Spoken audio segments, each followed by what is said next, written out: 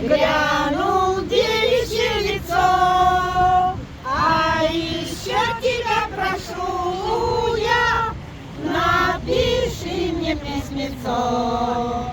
Ну, куда же напишу я, как я твой узнаю путь? Все равно, моя родная, напиши куда-нибудь.